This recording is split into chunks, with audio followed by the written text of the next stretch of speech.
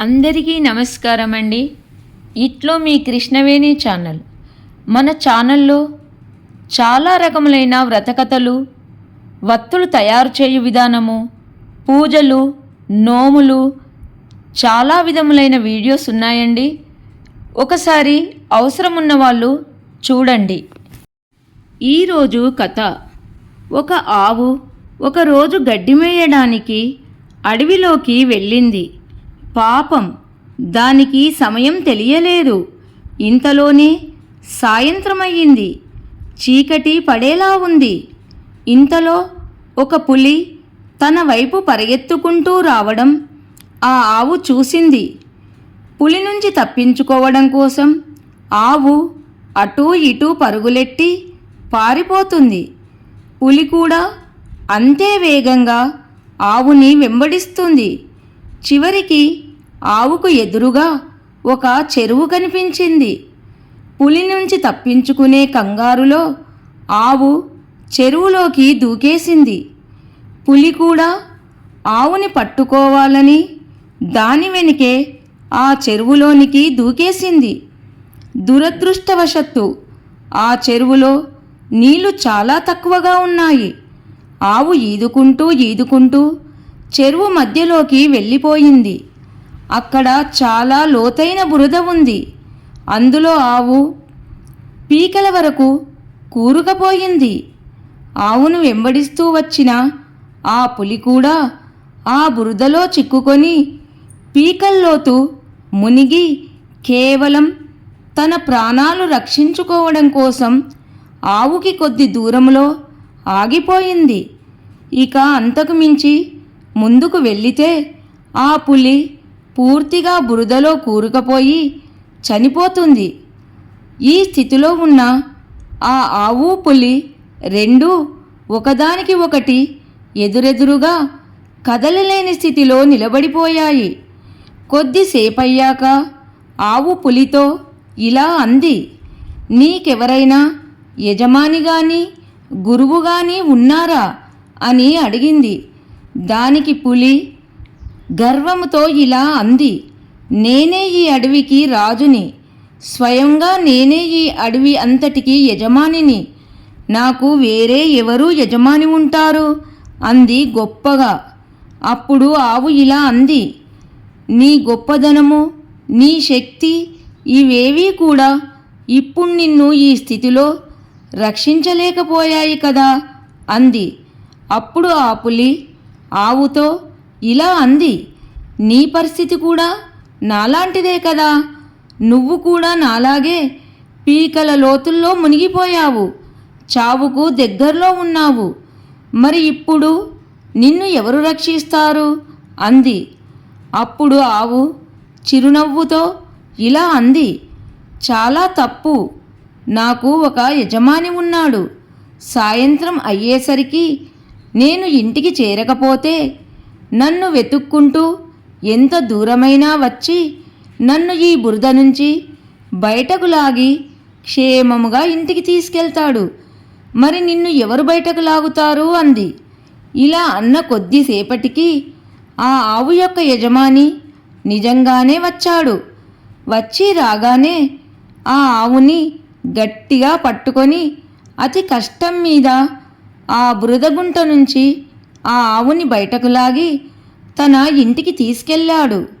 వెళ్ళేటప్పుడు ఆవు తన యజమానికేసి ఎంతో కృతజ్ఞతాపూర్వకంగా చూసింది.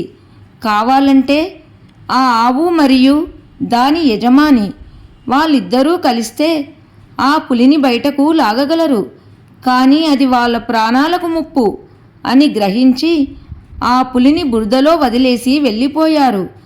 ఈ కథలో ఆవు సర్వసమర్పణ చేసిన సాధకుని హృదయము, పులి అహంకారం నిండి ఉన్న మనసు, యజమాని సద్గురువు పరమాత్మ, బురదగుంట ఈ సంసారము, ప్రపంచము మరియు ఆ ఆవు పులి యొక్క సంఘర్షణ, నలుగురిలో మనము మన ఉనికిని చాటుకోవడం కోసం చేసే జీవన పోరాటం. నీతి, ఎవరి మీద ఆధారపడకుండా జీవించడం అనేది మంచి ఉద్దేశమే, కానీ నేనే అంతా, నా వల్లనే అంతా జరుగుతుంది, నేను లేకపోతే ఏమీ లేదు, నాకు ఎవరి అవసరం లేదు, రాదు అనే భావన ఎన్నడూ మనలో కలగరాదు. దీనికి అహంకారము అంటారు. మన వినాశనానికి ఇదే బీజం అవుతుంది. ఈ జగత్తులో సద్గురువును మించిన హితాభిలాషి, మన మంచిని కోరుకునేవారు వేరే ఎవరుంటారు? ఉండరు. ఎందుకంటే వారే అనేక రూపాల్లో వచ్చి ఆయా సమయాల్లో మనల్ని నిరంతరము అనేక ఆపదల నుంచి రక్షిస్తూ ఉంటారు. పరమాత్మ నీవే ఉన్నావు, అంతా నీ ఇష్ట ప్రకారమే జరగని. కథ సమాప్తం. నచ్చితే లైక్ చేయండి. అందరికీ ధన్యవాదములు. అందరికీ నమస్కారం అండి. ఇట్లు మీ కృష్ణవేణి ఛానల్. వీడియో చివరి వరకు చూడండి. నచ్చితే లైక్ చేయండి. మహాభారతంలోనూ పంచతంత్రం మాదిరిగానే అనేక నీతికథలు కనిపిస్తాయి. ఒకవైపు మంచి చెడుల గురించి వివరిస్తూ మనిషి నడవడి ఎలా ఉండాలో సూచిస్తూ, మరోవైపు లోకరీతి ఎలా ఉంటుందో తెలియజేస్తాయి.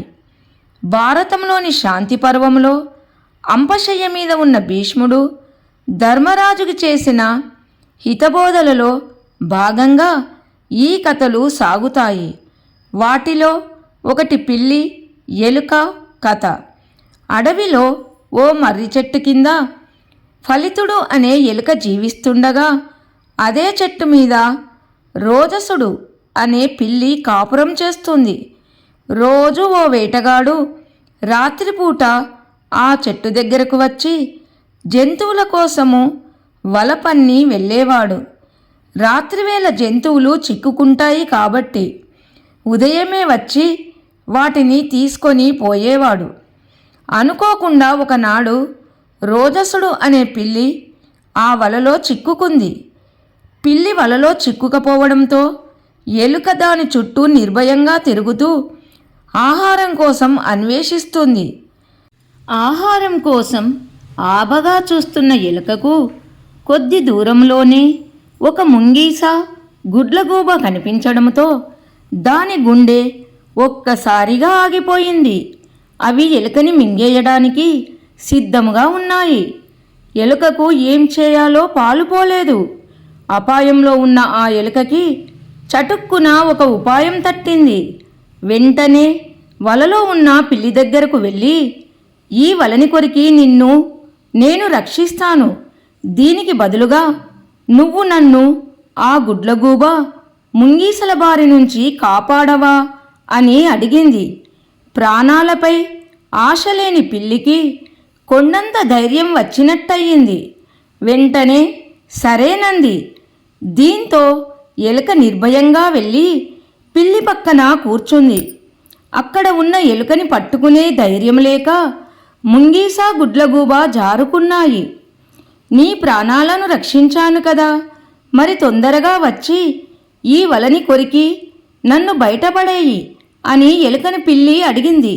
దీనికి ఎలుక, నీలాంటి బలవంతులతో స్నేహం చేసేటప్పుడు కాస్త జాగ్రత్తగా ఉండాలి కదా, ఇప్పుడే నిన్ను బయటకు తీసుకువస్తే నువ్వు నన్ను భక్షించవని ఏమిటి నమ్మకము? కాబట్టి ఆ వేటగాడు వచ్చే సమయానికి నిన్ను విడిపిస్తాను అని సంజాయిషి ఇచ్చుకుంది. చెప్పినట్టుగానే మర్నాడు ఉదయము ఆ వేటగాడు వచ్చే సమయానికి కాస్త ముందుగా వలని కొరికేసింది. వేటగాడు వస్తున్నాడన్న తొందరలో పిల్లి గబుక్కున చెట్టు మీదికి చేరుకుంది. ఇటు ఎలుక తన కలుగులోకి దూరిపోయింది. చెట్టు కిందికి చేరుకున్న వేటగాడు కొరికి ఉన్న వలను చూసి తన ప్రయత్నం వృధా కావడంతో బాధతో వెనుదిరిగాడు. వేటగాడు అటు వెళ్ళగానే పిల్లి కిందికి చూస్తూ, మిత్రమా, నువ్వు నా ప్రాణాలను కాపాడావు, ఇక నుంచి మనిద్దరము మంచి స్నేహితులుగా ఉందాము అని ప్రతిపాదించింది. దానికి ఎలుక నవ్వుతూ, మిత్రుడెప్పుడు శత్రువుగా మారుతాడో, శత్రువు ఎప్పుడు మిత్రుడవుతాడో చెప్పడం కష్టం, అలాంటిది సహజ శత్రువులమైన మన మధ్య స్నేహం ఎలా పొసుగుతుంది? ఇప్పుడు ఏదో నీకు సహాయం చేశానన్న కృతజ్ఞతతో నాతో స్నేహం చేయవచ్చు. కానీ ఏదో ఒకరోజు ఆకలి మీద ఉన్న నీకు నన్ను చంపి తినాలన్న ఆలోచన రాకపోదు. శత్రువులతో అవసరార్థం స్నేహంగా చేసినా దానిని విడిచిపెట్టకపోతే ఎప్పటికైనా ఆపద తప్పదని శుక్రనీతి కూడా చెబుతుంది. నువ్వు నన్ను రక్షించావు, బదులుగా నేను నిన్ను రక్షించాను. మన బంధము ఇక్కడితో చెల్లు, ఇక మీదట నా జోలికి రాకు అంటూ కలుగులోకి దూరిపోయింది ఎలుక. ఎలుక మాటల్లోని సత్యాన్ని గ్రహించిన పిల్లి ఏమనకుండా గమ్ముగా ఉండిపోయింది. ఈ కథలోని పాత్రధారులు సహజ శత్రువులైన పిల్లి ఎలుకలే. కానీ ఇందులోని నీతి మాత్రము నిత్య జీవితానికి కూడా వర్తిస్తుంది. అపకారికి ఉపకారం చేయవచ్చు, కానీ తెలిసి వారితో స్నేహం చేయకూడదని హెచ్చరిస్తుంది.